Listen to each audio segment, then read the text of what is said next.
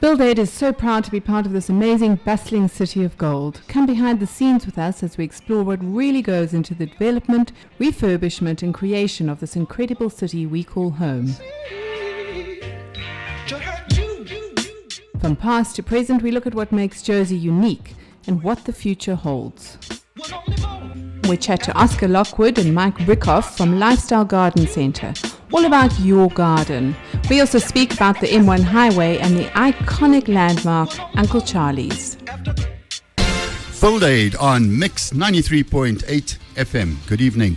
My name's Graham Alexander. In the studio, as usual, Simon looking after the desk and Kay looking after all of us. I'm going to be chatting to Ocsar Lockwood and Mike Rickhoff. They're from Lifestyle, amongst other companies, but they're in the landscaping, or what Ocsar prefers to call the gardening business. We're going to be chatting about the M1 tonight. Simon and I are going to share some factoids about when it was built and so on. But Kay has a question based on the M1.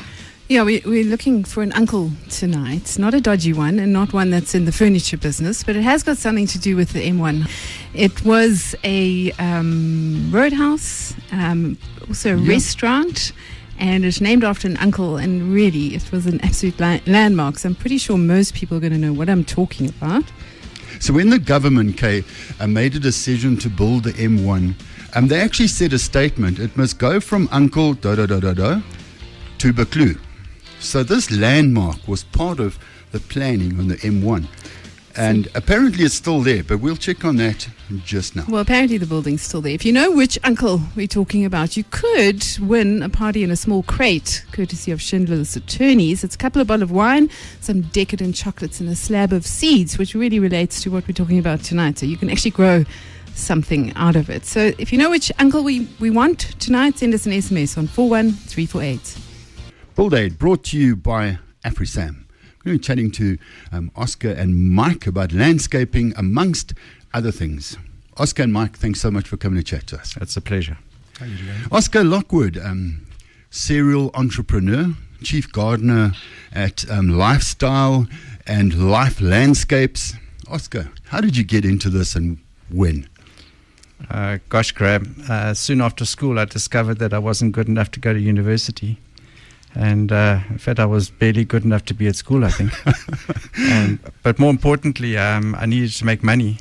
And at the time, gardening seemed to be a thing that I was probably knew nothing about, but something that attracted me. And it started in 1984, with probably the age of 23, I think I was. It started in the garage of my house that I was renting. And I went and bought a whole lot of indoor plants and tried to sell them to offices. That's how it all started. You started the company, The Office Plant, which is a pretty strong brand. It certainly was. I assume it still is, but I remember that brand quite clearly. Yeah. So very soon after I started, I discovered it was easier to sell plants than to keep them alive. And so I pulled in my partner, who's still with me today, 35 years later, Dayton Clegg.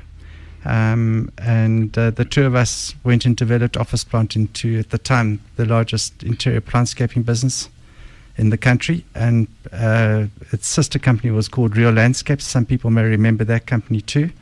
And both companies were merged into a company called Servest today, when we sold the companies into Servest in 1998. Lifestyle was born in 1987. As a consequence of the other two businesses, and Mike Gibbons, our partner in Lifestyle, has been running Lifestyle for the last 29 years.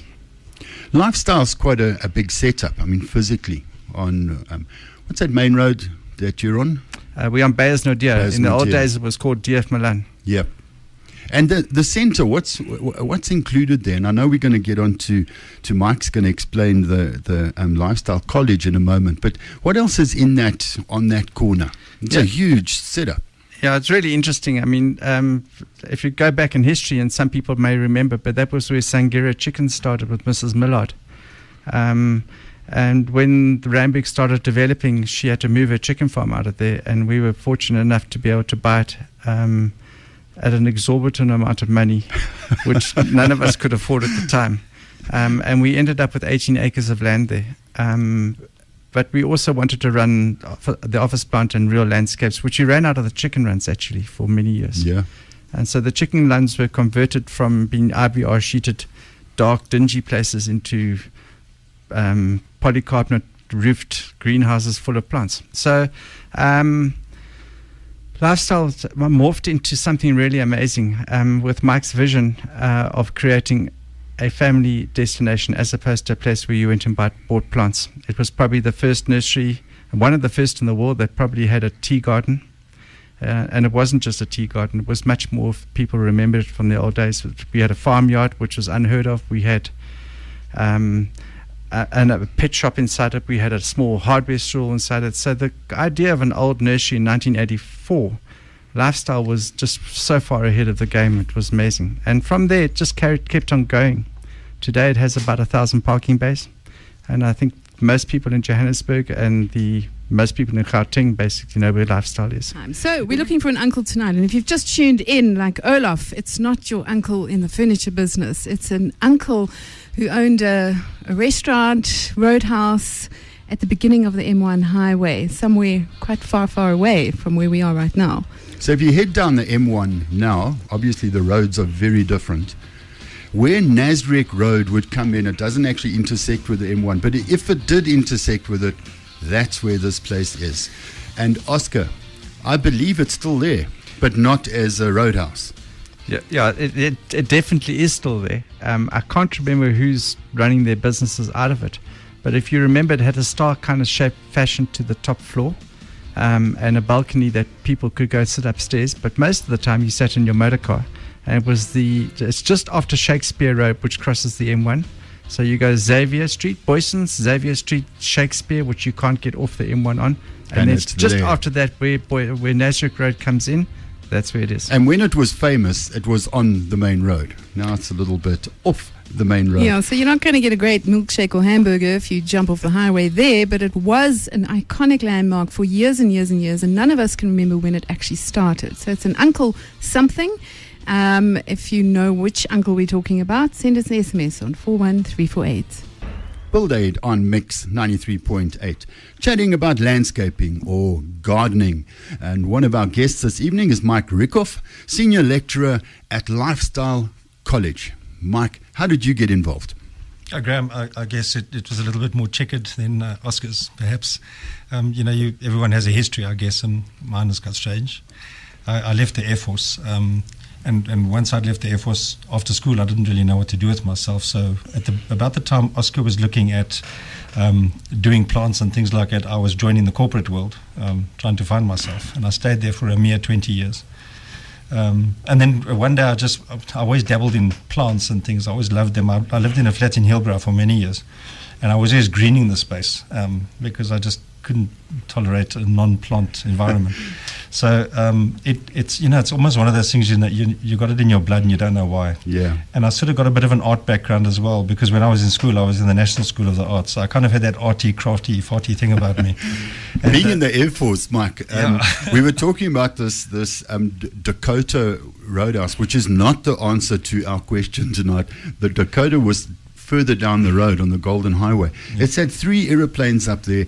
You know which the present aeroplane, what is it? The current one is an Avro Shackleton, which is a maritime patrol aircraft. So it's in the middle of the country, so I don't know how happy it is, but it's there. Mike, tell us about the college. What do you guys do there? Yeah, what happens with the college is I went to study at the college 10 years ago. I reached that point in my life where I said, what am I going to do with the second half of my life? And I decided to start studying landscape design. And I went to the college, and it turns out the college was underwritten by City and Guilds and had a really good reputation.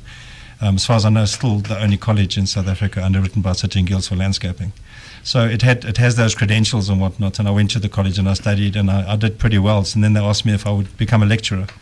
And I started lecturing landscape design, drawing, technical drawing.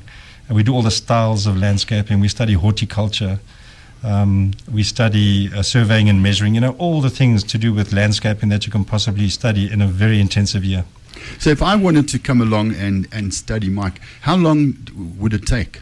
You know, we have a full-time group and we have part-time groups that study or come through the college on Saturdays. The full-time group is, as I say, it's a year or just over a year, because the culmination of their studies is building the show gardens at Lifestyle. I don't know if you've seen the show gardens. Over the years, they've been there for 20 years now, and every year the students coming through have to build new show gardens. But it's just over a year, but it's really intensive studies. And if you're doing it part-time on Saturdays, it's probably going to take you roughly 2 years, maybe 3, maybe 4. So, but something I'm interested in, I don't know if I don't want to get completely involved in it. Maybe I'm 50-something. I'll come on the Saturday courses. Yeah, I mean, that we recommend that if you're not sure about it, come on the Saturday courses, have a look-see. Maybe even, just attend some of our talks. We give talks from time to time. The guys are always happy at the college to talk to you, to explain to you exactly what it's all about, even if you don't want to attend a full module. We can talk you through and see if you have a passion for it, because passion is what's needed in this game. We'll be back in a sec, Mike. My name's Graham Alexander. I'm chatting to Ocsar Lockwood and Mike Rickhoff. Mike, your green initiative at Lifestyle, what are the things that you've got going there? Well, it's mainly reflected in the show gardens we built this year. Not only do the show gardens have an organic look and feel, not only are you in the gardens when you go there, but every single thing reflected in those gardens is about responsibility, green responsibility. We've got woodland gardens, we've got bog gardens, we've got meadow gardens, water-wise gardens, lots of veg gardens, lots of edible gardens. So everything about those gardens is reflected in what you should be doing with your garden space. So, Mike, can I just arrive there and come and have a look at this? You can, anytime. Anybody's welcome to come inside the gardens. Once you're in the gardens, you really don't want to leave, so please pop in, make yourself at home. 100%. Great plants to buy for a bare garden, starting out. What would you do? So Mike and I can probably debate this at length, but certainly everybody we know who starts with little knowledge on a new garden, which is mostly how it happens, actually get the basics wrong. You wouldn't build a house without a foundation. So why would you not actually get the groundwork put in before you start putting plants down? So if I was starting a garden and it was a bare garden, with my knowledge that I've got today, I would sort out the foundation. I would work up what my soils are like. I would enrich those soils so that they're done forever. And certainly I would put lawn down, because kids need lawn to play on. And that is an instant gratification. Thereafter, you start doing your trees. So that's good advice, guys. Don't do what I just said and go out and buy some plants. Put in the foundation. We're going to do another show like this because there's a lot to talk about.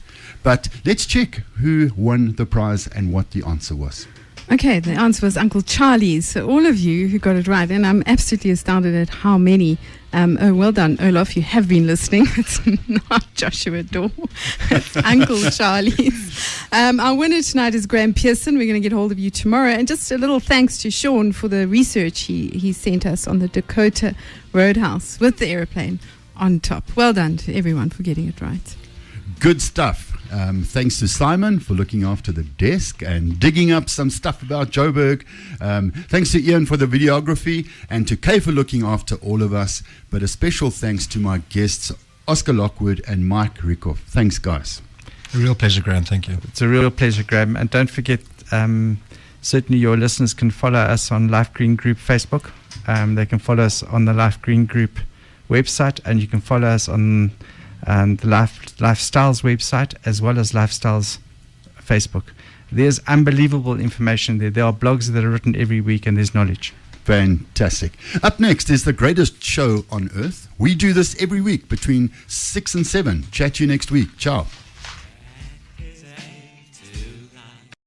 But there's something alright, and I can't hurt you bad. There must be so much love in my heart that it would tear me apart.